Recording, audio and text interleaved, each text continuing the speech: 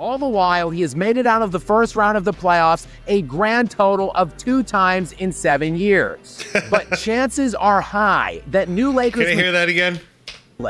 All the while, he has made it out of the first round of the playoffs a grand total of 2 times in 7 years. Damn, man.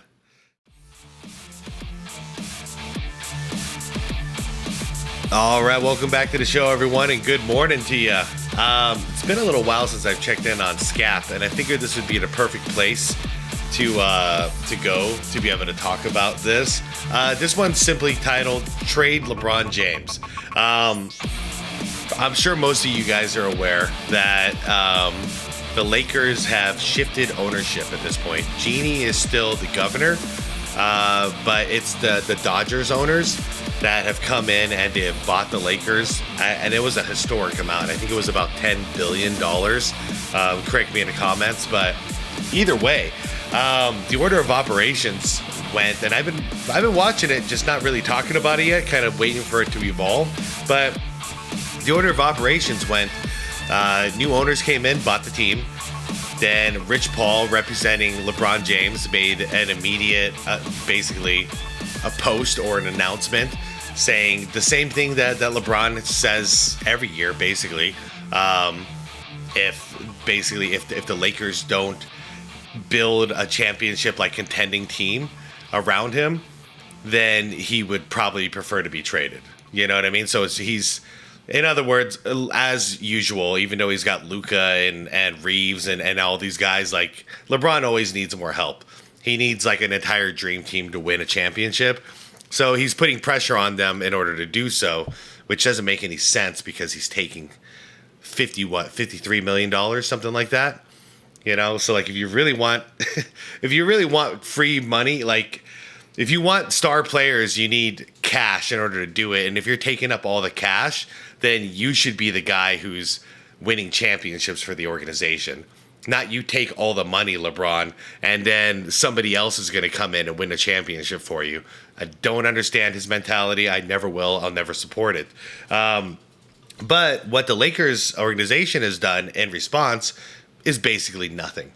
You know what I mean? They didn't make any big moves, and it looks like what they're really looking for is the season after. So not the 2025 season that's going to start in October, but the season after, the 2026 season, is when they're looking to spend some money. So in other words, it doesn't look like these guys care one bit about pleasing LeBron James. You know what I mean? They're looking for the best interest of the Lakers organization, and I respect that a lot. So anyways, that was a long-winded intro. That's everything I really know so far. Like I said, we're going to watch this vid from Skap, and I'm going to link it down below in the description. If y'all haven't heard of SxADk, y'all got to check it out. It was the very first video I ever reacted to, in fact, was a SxADk vid. I think that's all I have to say. The link is going to be in the description for you guys.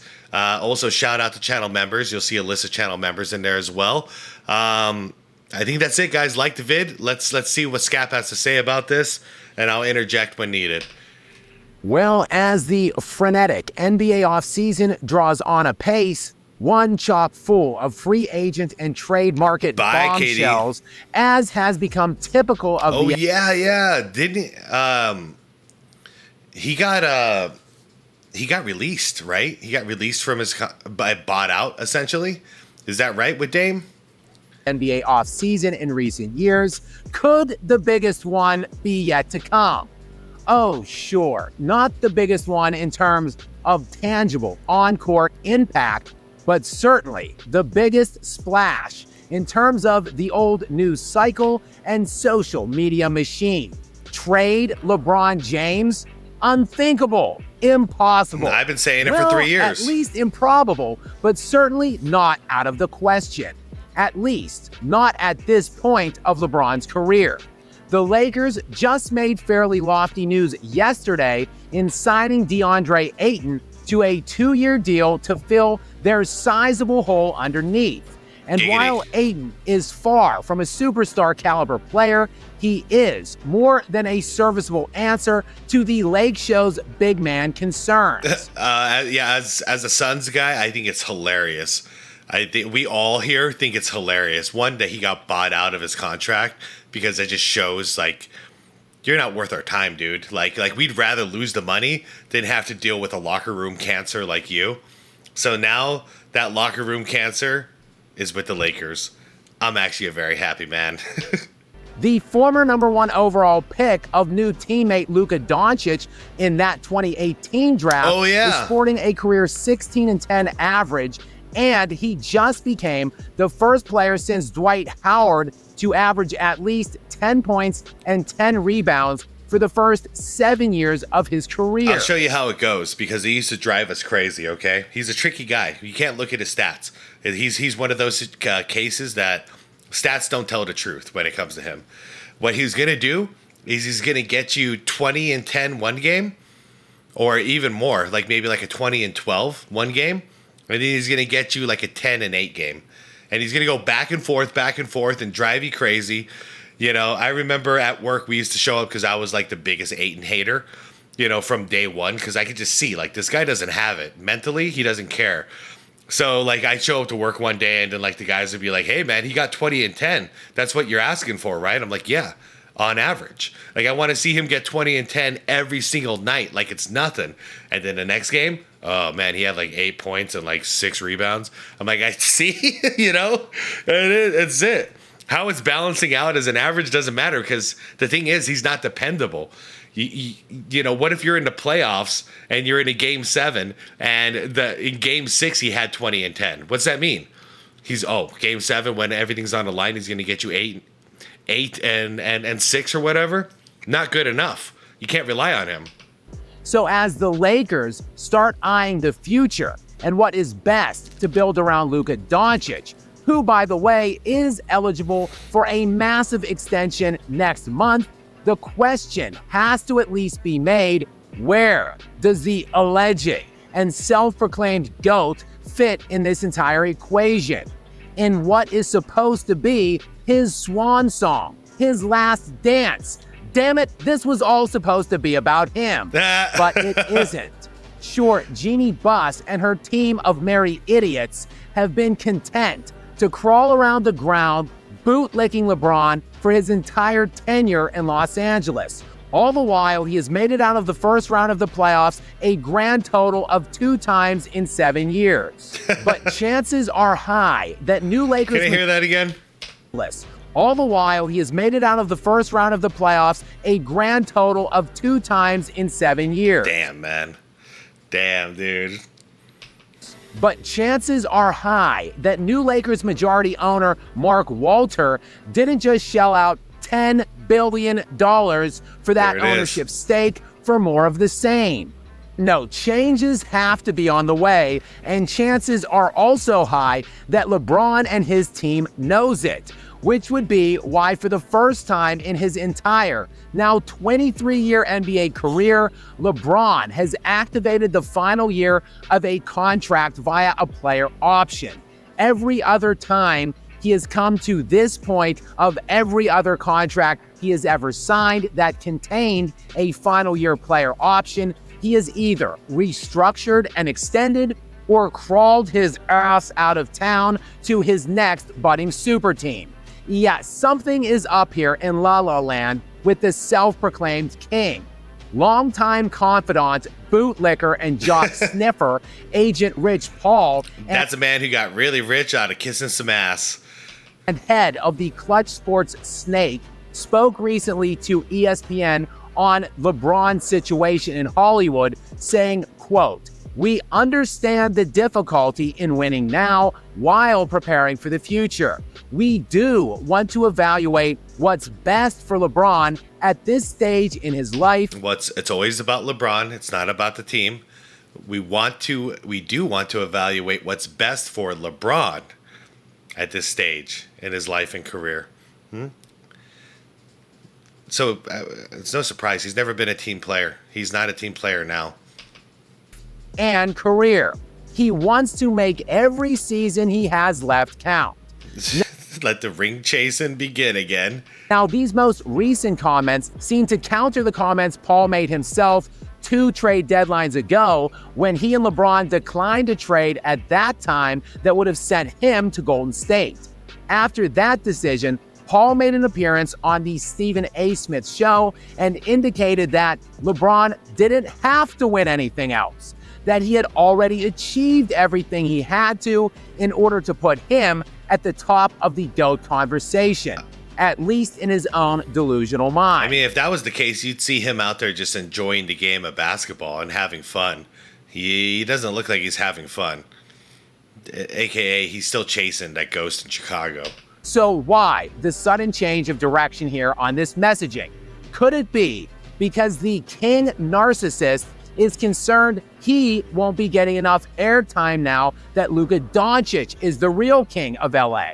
I mean, you would be hard-pressed to find a better situation for LeBron to be in next year via a trade than the one he is in right now, beside Doncic, who is a top 3 to 4 player league-wide. By the way, I mean, the obvious irony here is that, what was it? Just like a week ago, he was on a podcast with Steve Nash, and I covered this whole thing about how the ring culture is dumb and it's toxic, and where does this even come from? What's the deal with the ring culture? All this crap that spouted out of his lying freaking face.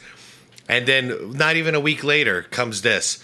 Well, if we don't have a chance at winning a championship right now, then we have to think about what's best for LeBron and LeBron's career. Which is what? Ring chasing. He wants more rings. So he's a complete hypocrite saying he doesn't understand what's all this obsession with ring culture, which, let's be real, that's winning culture. Yet he's still doing everything he can to stack the deck in order to win more. Why would he do that if it doesn't matter? Especially at this stage. Wouldn't he want to stay in LA where his family lives? Like everyone has a home there now. Wouldn't he want to just stay home with his family?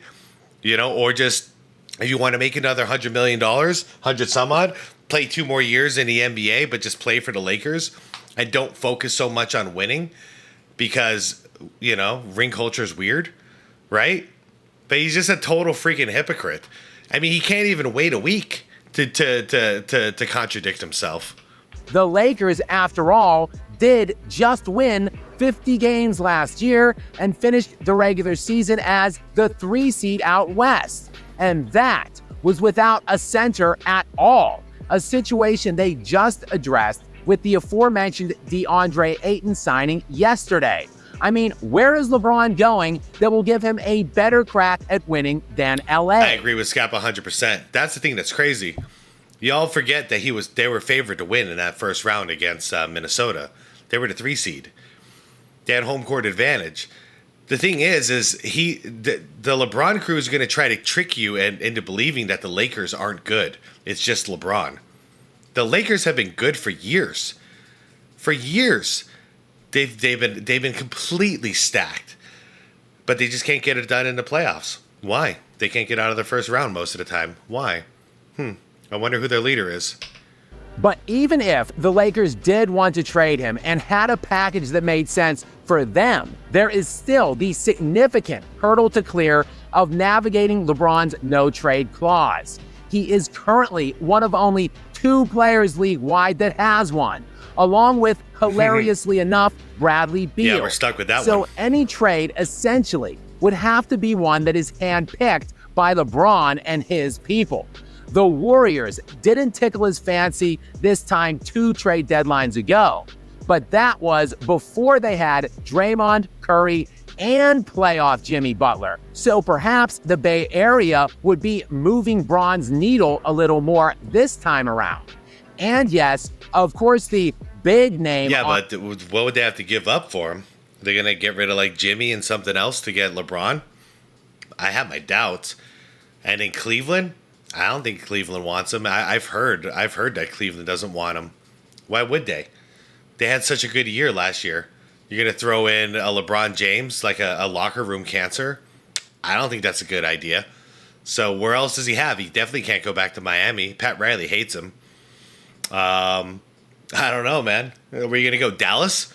Dallas could be an option. Man, I would be so pissed off if he went to Dallas. Plus... that's not good for Cooper Flagg, so I really hope he doesn't go there. But knowing LeBron, he might try to go to Dallas. On everyone's lips right now is the Big Apple.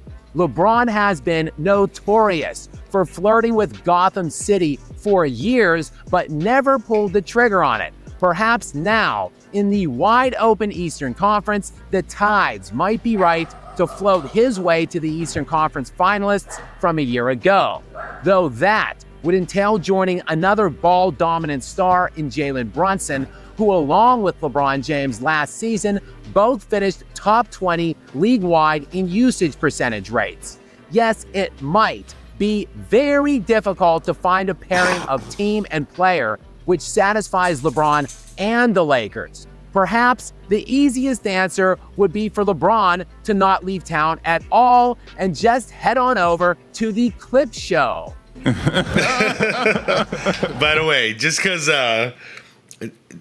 even if LeBron says he wants a trade, even because he's got this no trade clause, right? It doesn't mean that the Lakers have to trade him, by the way. All it means is he can veto any trades the Lakers try to make without his permission.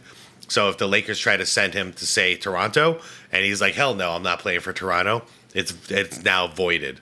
But yeah, it doesn't mean because LeBron's going to say like, hey, I want out, then yeah, they'll try to get him out. But if he doesn't get a little more open-minded about where he's going to go and a little less picky on where he's going to go, considering he's making like $53 million, like it's going to limit who's going to want a 41-year-old getting paid that high salary, then LeBron might get stuck in LA, which I think would be the most hilarious result, honestly. Okay. Maybe no place in the league makes perfect sense here, but the fact that both LeBron and the Lakers seem open to exploring this means there is at least a chance some deal does get done before the looming 2025-2026 season. And to stay up to date with more off-season news before we reach that point, please do make sure you are subscribed with notifications turned on to stay up to date with more from me. Until next time, guys. Bro, I'm probably one of your first subscribers. Like, I think when I subscribed to SxADk, it was only at a couple thousand. To see how far it's grown. I mean, I've seen Skap on television now at this point. Like, it's wild. Like, Skap is everywhere. Anyway, so about the topic here. You see, I really find it hard that there's any team out there that is going to want LeBron James at the price tag that it comes with. I mean, if we're talking about 30-year-old LeBron, that's one thing. But a 41-year-old LeBron James at $53 million, like, what are you really paying for there? Outside of maybe selling some tickets. So that's one market I could see it happening. You know, a low market team like maybe, and I know Kings, you're going to be mad at me, but like maybe Sacramento. Something like that. Toronto maybe. Even though Toronto, but you guys know what I mean. Just like some small market teams that aren't star-studded and aren't exactly rolling into money right now. They could benefit from a year of LeBron James just selling tickets, selling jerseys. But as far as like winning, I don't see anybody who's focused on winning a championship wanting a high-paid 41-year-old LeBron James on their team, because it's just going to use up the resources that they could use to get younger talent that can actually like contribute to playing or to winning a championship. You know, somebody who can play two sides of the ball, who's going to get back on defense, all that stuff, and can't just be like, oh, he's old. Well, if you're that old, maybe you shouldn't be getting paid that much. Anyways, you guys, do you think he's going to get traded? Do you think he wants to get traded? Do you think the owners care? I kind of feel like the owners wouldn't mind him leaving so that they can start to rebuild, because they have every foundation right now with Luka Doncic to rebuild around him. Use that money that they're wasting on LeBron, give it to Austin Reeves and some other players, and rebuild. And I think that's the best thing for the Lakers. However, I am a Laker hater for life. I will always be one. I've been born one. I'll always be a Laker hater. So for me, I hope LeBron James stays, sucks up all those resources, and they continue to be a first-round playoff bust. I would love that. And then maybe eventually they lose Luka. because he gets frustrated. And then we don't have to worry about the Lakers for a while. Sorry to you Laker fans. I'm sure you feel the same way about some other teams in the West. But you have been the big dog in the West since I was born. And you are still the big dog in the West with all your freaking banners on the rafters. So, yeah. Having a weak Laker team is great for me. Anyways, guys, I'm curious what your opinions are. Leave them down in the comments. I'll see you there. Like the vid if you haven't done so yet. Subscribe to the channel if you want more content like this. And most importantly, be water, my friends. Peace out.